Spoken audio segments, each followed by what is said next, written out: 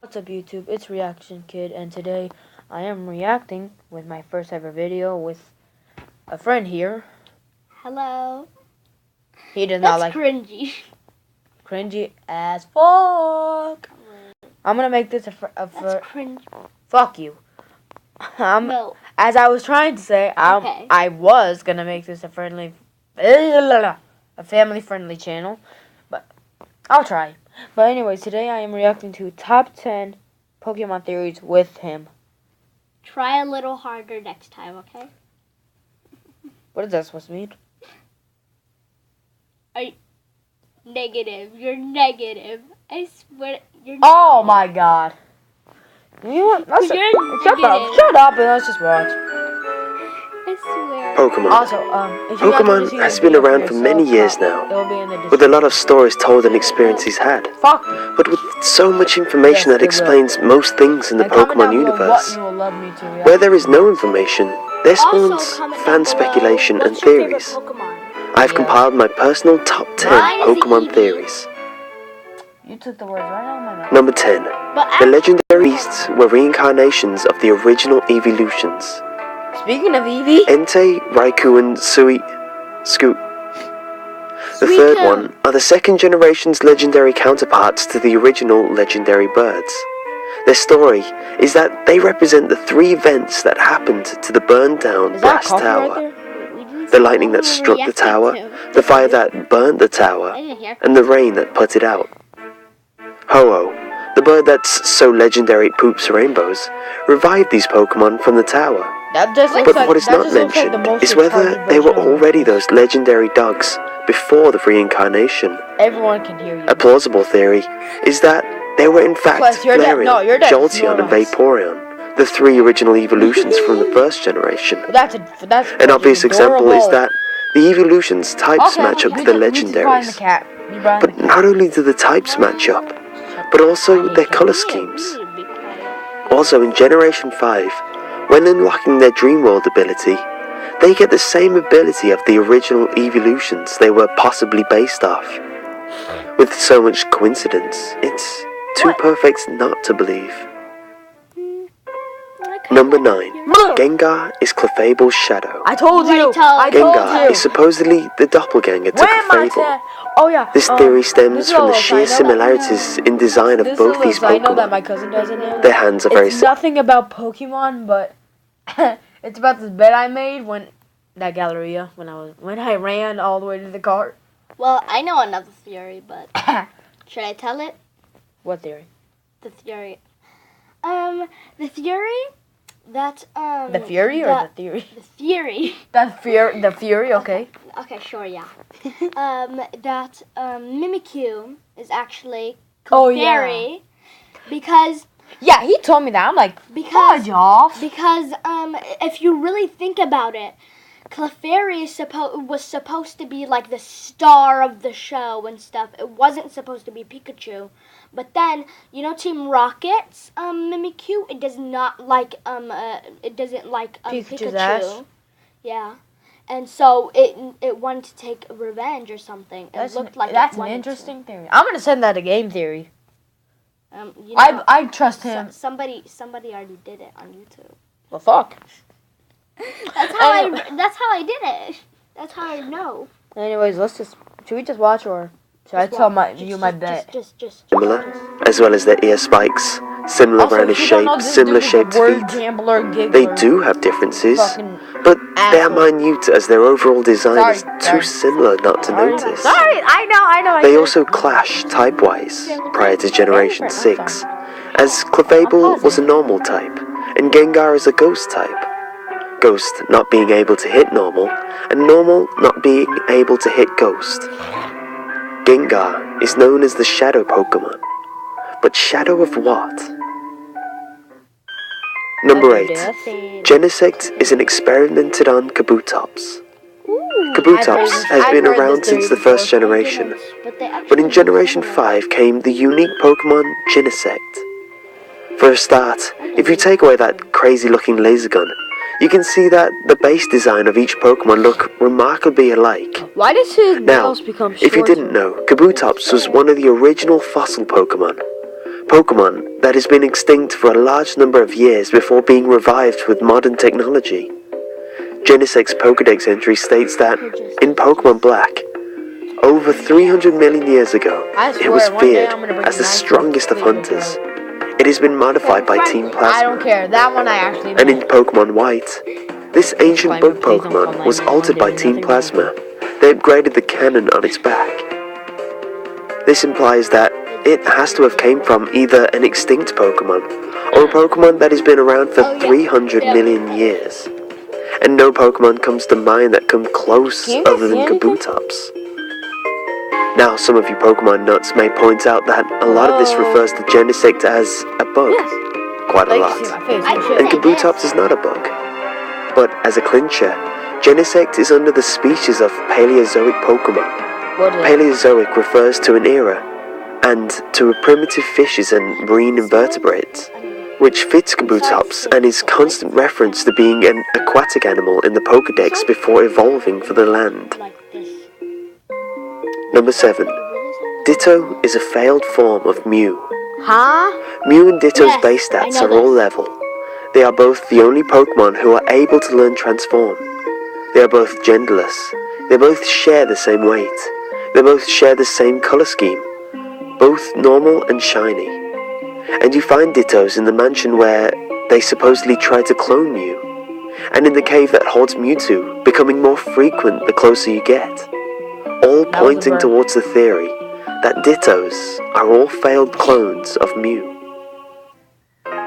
Number 6. Butterfree was supposed to evolve from Venonat, and Venomoth was supposed to evolve from Metapod. This was supposed to? If you look at the design of Butterfree, you can see it differs from its former evolutions.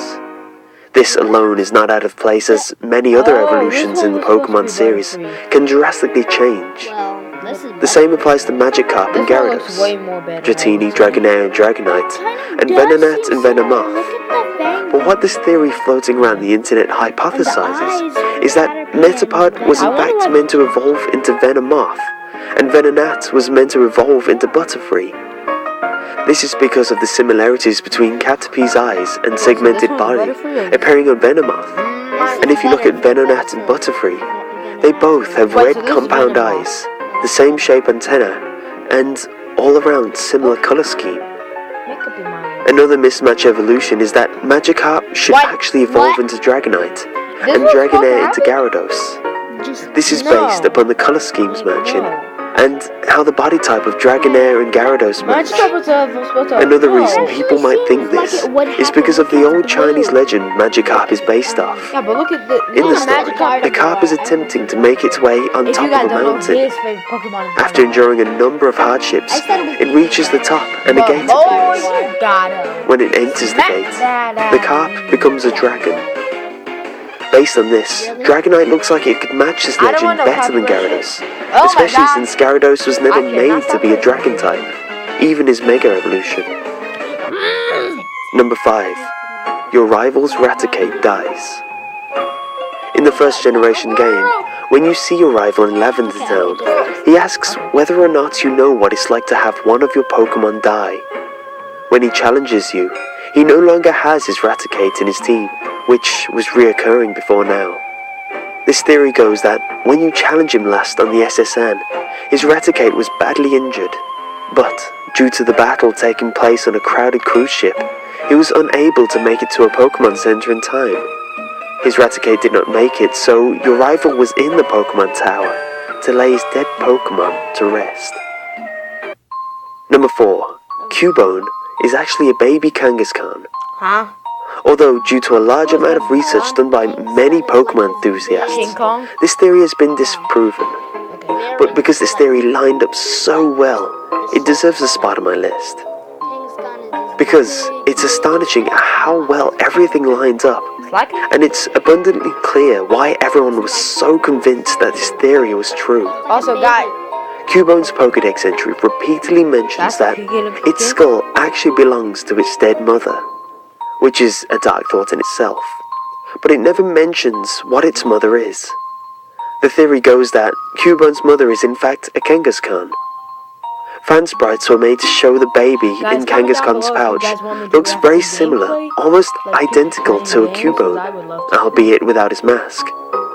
The only thing missing to prove this theory was a missing link to prove that something was meant to evolve into Kangaskhan, and that's where Missing No comes in, which, when caught and leveled up, evolved into a Kangaskhan. Number 3. Ash's Coma Theory. Ash's Coma Theory is the theory that, after Ash was hit by lightning in the first episode, he was in fact put into a coma. Everything that has happened and will do is all part of his coma dream, where he has to cope with his many mental issues and breaking down barriers to finally awaken from his perpetual dream. If you read or listen to this theory, there is a lot of analysis of various aspects of the show and their corresponding links to Ash's psyche. Ultimately, he has to come to terms with what has happened to him to awaken, or face the plug to be ultimately pulled. Number 2. Ho-Oh Theory. Ho-Oh's Pokédex entry for Black and White states that its feathers are in 7 colors. It is said that anyone seeing it is promised eternal happiness. Now, if we recall, Ash saw Ho-Oh in the first episode. Since then, he has never aged, met amazing people, done amazing things. No matter how bad things get, everything always ends up well. He's rode on the back of legendary Pokemon, hasn't gone to school, and much, much more. That sounds like eternal happiness to me. This is my channel. Make your own channel. And number 1, Giovanni was not a bad guy. This is about Gardevoir. This is about Gardevoir. The story of the first game is I'm joking. God damn, man. It's like eternal happiness to me. It's not about Gardevoir, man. And number 1, Giovanni was not a bad guy. The story of the first game is widely known. The main focus of this theory is when you take back the Silph Scope from Team Rocket, and you stop Giovanni from taking the Master Ball. Now, let's get some misconceptions out of the way. There is no hint towards Team Rocket stealing Pokemon. That's all in the anime. Giovanni is a businessman who runs a casino and is a respected gym leader, using his resources to create the strongest Pokemon from the DNA of legendary Pokemon Mew. After the subject, Mewtwo, escaped, he sent his resources to try amend his error. He tries to use the Silph Scope in order to acquire a ghost Pokemon, as psychic types are weak against ghosts, and as a contingency, he goes after the Master Ball so Mewtwo can't escape. Giovanni was trying to save the world from Mewtwo, the ultimate weapon. Although this is crossing canons a bit, in my own research I found that you see a character called Dr. Fuji in Pokemon Mewtwo Strikes Back. In the movie, he's the scientist that creates Mewtwo. After Mewtwo gains consciousness, he destroys the lab, killing all the scientists and supposedly Dr. Fuji. Here's what I think. It wouldn't be hard for him to change his identity and live a cover life of a guy who looks after orphan Pokemon under the name Mr. Fuji. Seriously, this guy's biography in Bulbapedia describes him way too goody-goody to be true. And Team Rocket weren't petty criminals. They were a crime organization. Kidnapping with no ransom or reason is too unprofessional for them. So why did they kidnap Mr. Fuji in the Pokemon Tower? And that could be related to the Mewtwo incident. Also, I'm digressing. And Pokemon theories for the last time, comment down below. We keep saying this. Well, we don't keep saying this, but we keep saying comment down below. If you want me to be in more videos. Yeah, definitely.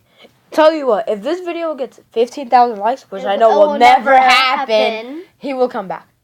No, I'm just joking. Just comment down below if you want him here, and also comment down my things. Fuck. Oh my god! I forgot. Who is your favorite Pokemon, and who do you think is the worst Pokemon? Anyways, thank you guys for watching. My name is Reaction Kid. Also. Fuck. Before you end the video, who is your favorite evolution? Wait, you're talking to me? But everyone. Wait, you're talking to me? Oh, everyone. You? Glaceon. Mine is Leafeon. Okay. Can I come back? Yeah, go. Comment down below everything we just said. Like, answer. I don't think you're going to remember, but whatever. Subscribe if you're new. Please like the video. Comment down below whatever you remember. Forget that last one. And hit the notification bell so you'll know when I upload a video. I am Reaction Kid. I'm no one. No, just kidding. He's Jay. No, I'm not. And I'll see you guys next time. Bye. Bye. Bye.